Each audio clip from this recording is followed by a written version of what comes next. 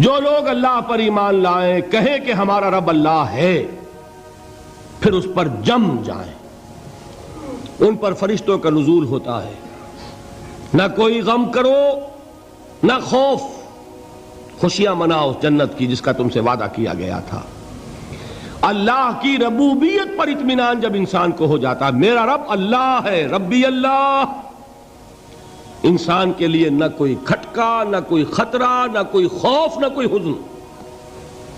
جو کچھ ہو رہا ہے کس کے اذن سے ہو رہا ہے؟ اللہ کے اذن سے۔ اللہ کے اذن کے بغیر پتہ تک نہیں ہلتا۔ یہ کوئی اندھا بہرا مادہ نہیں ہے جس سے مجھے کوئی خوف ہو۔ اندھا بھینسا چلا آ رہا ہو اس سے تو ڈرنے کا ہر انسان کو ڈرنا چاہیے، نہ معلوم کس کو ٹکر مار دے، لیکن نہیں، اس کائنات کو چلانے والا ایک سمیع و بصیر خدا ہے۔ وہ جو میرا دوست ہے، میرا ولی ہے، اللہ ولی الذین آمنوا یخرجہم من الظلمات الی النور، اللہ اہل ایمان کا ولی ہے، ساتھی ہے، پشت پناہ ہے، مددگار ہے، حمایتی ہے۔ بتائیے جسے یقین ہو جائے کہ اللہ میرا مددگار، اللہ میرا محافظ، اللہ میرا پشت پناہ، اللہ میرا حمایتی، اس کے لیے کوئی خوف ہوگا؟ اس سے کوئی ڈر ہوگا؟ میں مثال دیا کرتا ہوں ایک بہت سادہ، پنجاب کے دیہات کی۔ تو بڑا چودھری ہے اور کوئی غریب کسان ہے، اس غریب کسان کے جانوروں کو ہر وقت اندیشہ ہوگا چوری کا، کوئی میری بھینس کھول کر نہ لے جائے، کوئی میرا بیل کھول کر نہ لے جائے۔ لیکن جس کے بارے میں یہ سب کو معلوم ہو کہ وہ جو بڑا چودھری ہے وہ اس کا دوست ہے، اس کی بچیا کو کوئی خوف ہوگا؟ اس کی بھینس پر کوئی ہاتھ ڈالے گا؟ اسے کوئی اندیشہ ہوگا؟ نہیں۔ کیوں؟ کہ وہ بڑا چودھری، بڑا اس کا یہاں کا سردار، جاگیردار، سب کو معلوم ہے وہ میرا دوست ہے، کوئی میرے خلاف اقدام نہیں کر سکتا۔ اس دنیا میں یہ چھوٹی سی بات اگر آپ کے دلی اطمینان اور سکون کا باعث بن سکتی ہے تو ذرا تصور کیجئے۔ میں لفظ تصور استعمال کروں گا صرف اس لیے کہ اس کا ہم جس کو کہتے ہیں ادراک اور شعور کر نہیں سکتے، اگر کے ساتھ کر سکتے۔ اگر یقین ہو کہ اللہ میرا مددگار اور یقین ہو کہ اللہ ہر آن میرے ساتھ ہے، پھر کوئی خوف، کس کا خوف؟ کوئی شے اللہ سے بالاتر ہے؟ کوئی قوت اس سے زیادہ طاقتور ہے؟ کوئی اس کے ارادے کو بدلنے والا ہے؟ کوئی اس کی مشیت کے آڑے آنے والا ہے؟ یہی بات ہے جو حضور نے فرمائی۔ یہ ایمان کا حاصل ہے لب لباب،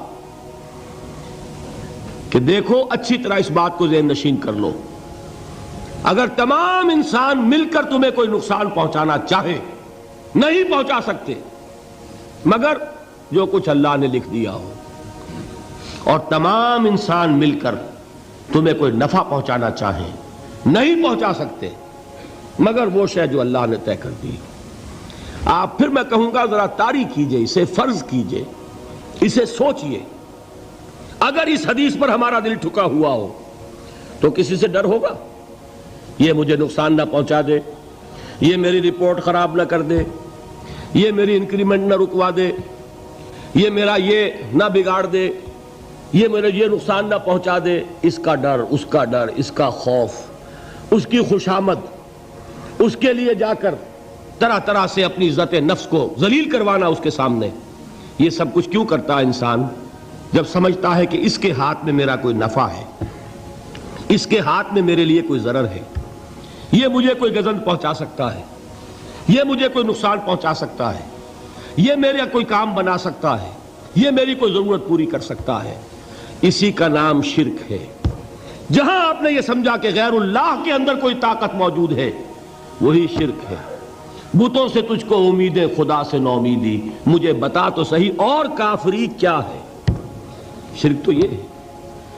جس پر بھی تمہیں یہ خیال ہے، کلمہ ہے یہ کلمہ سوم، لا حول ولا قوت الا باللہ، ذرا اس پر دل کو کبھی اگر آپ تصور کریں، پھر فرض کریں، دل ٹھک جائے، اس پر کوئی طاقت نہیں۔ یہی بات تھی جو شیخ عبد القادر جیلانی رحمۃ اللہ علیہ نے اپنی وصیت میں اپنے بچے سے کہی. 11ویں دینے والے ہیں، لیکن حضرت شیخ عبد القادر جیلانی کی وصیت اور تعلیمات کو کتنے لوگ ہیں کہ جانتے ہو؟ یہ جن مقامات تک پہنچے ہیں وہ کس چیز کی بدولت پہنچے؟ انہوں نے جو پیغام دیا وہ کیا تھا؟ اے میرے بچے، جس طریقے سے قرآن مجید میں حضرت لقمان کی نصیحتیں جو ہے نقل کر دی گئی ہیں، میں یہ عرض کروں گا بالفرض اگر قرآن حضرت عبد القادر جیلانی کے بعد نازل ہوا ہوتا تو شیخ عبد القادر کی یہ نصیحتیں بھی قرآن میں درج ہوتی. اتنی اونچی نصیحتیں ہیں. اے میرے بچے، اس حقیقت کو ذہن نشین کر لے، لا فاعل فی الحقیقت ولا مؤثر الا اللہ. اس کائنات میں نہ کوئی فاعل حقیقی ہے نہ مؤثر حقیقی ہے سوائے اللہ کے. کسی شے میں کوئی تاثیر نہیں اگر اللہ نہ چاہے. آگ جلا نہیں سکتی اگر اللہ نہ چاہے. پانی ڈبو نہیں سکتا اگر اللہ نہ چاہے. زہر ہلاک نہیں کر سکتا اگر اللہ نہ چاہے. کوئی چیز فائدہ نہیں پہنچا سکتی اگر اللہ نہ چاہے. تو در در پہ کیوں سر جھکاتے ہو؟ در در پر کیوں جبیں سائی کرتے ہو؟ سب کے سامنے کیوں ہاتھ پھیلاتے ہو؟ ایک اللہ سے مانگو. ایک اللہ کے سامنے زمین پر اپنی جبین رکھو. لا فاعل فی الحقیقت ولا مؤثر الا اللہ. نظر آتا ہے ہمیں کہ پانی پیاس بجھا دیتا ہے. پیاس بجھانے کی صلاحیت پانی میں نہیں ہے، اللہ کے اذن سے. کھانا بھوک مٹا دیتا ہے. بھوک مٹانے کی صلاحیت کھانے میں نہیں ہے، اذن رب میں ہے. دیکھیے یہی یقین تھا. حضرت موسیٰ علیہ السلام کا واقعہ یاد کیجئے. سامنے سمندر آ گیا ہے، قوم دیکھتی ہے پیچھے کہ گرد و غبار کا طوفان ہے. معلوم ہوا کہ فرعون اپنے لشکر سمیت آ گیا ہے. لشکر جب چلتا تھا تیز رفتاری کے ساتھ تو گرد و غبار کا جو طوفان اٹھتا تھا اس کا تصور کیجئے. اور لمحہ بلمحہ وہ قریب آ رہا ہے. پوری قوم نے کیا کہا؟ اے موسیٰ انا لمدرکون. اے موسیٰ ہم کو پکڑے گئے. قرآن مجید نے تو یہاں وہ باتیں نہیں لکھی ہیں، لیکن تورات میں یہ درج ہے کہ بنی اسرائیل جھگڑنے لگے، دست و گریبان ہو گئے موسیٰ کے ساتھ. موسیٰ ہمیں یہاں مروایا لا کر، اس سے تو ہم وہیں بہتر تھے. وہاں کھانے کو ملتا تھا، زندگی تو تھی، بیگار ہم کر رہے تھے، موت تو نہیں تھی. اب جو کچھ ہوگا اس کا تصور کرو، جس طریقے سے ہمارے ٹکڑے اڑائے جائیں گے. تو لڑ رہے ہیں حضرت موسیٰ علیہ السلام سے. یہ تورات کی تفصیل ہے. قرآن میں صرف اتنا آیا ہے، پریشان ہو کر انہوں نے کہا انا لمدرکون. موسیٰ ہم تو پکڑے گئے. اس وقت موسیٰ کا جواب کیا ہے؟ کلا ان معی ربی سیہدین. نہیں، میرے ساتھ میرا رب ہے، وہ راستہ دے گا. بتائیے کہاں راستہ نظر آ رہا ہے؟ یہ ہے ایمان بالغیب. راستہ نظر نہ آئے تب اللہ پر یقین ایمان ہے. جیب میں پیسے ہوں اور تب دل کو اطمینان ہے تو ایمان کس پر ہوا؟ پیسے پر، اللہ پر نہیں. جب وسائل و ذرائع نہ ہوں اور پھر یقین ہو کہ اللہ مسبب الاسباب ہے، وہ اسباب کا پابند نہیں ہے، وہ اسباب کا محتاج نہیں ہے، اسباب اس کے محتاج ہیں. اگر یہ یقین ہے تو اللہ پر ایمان ہے.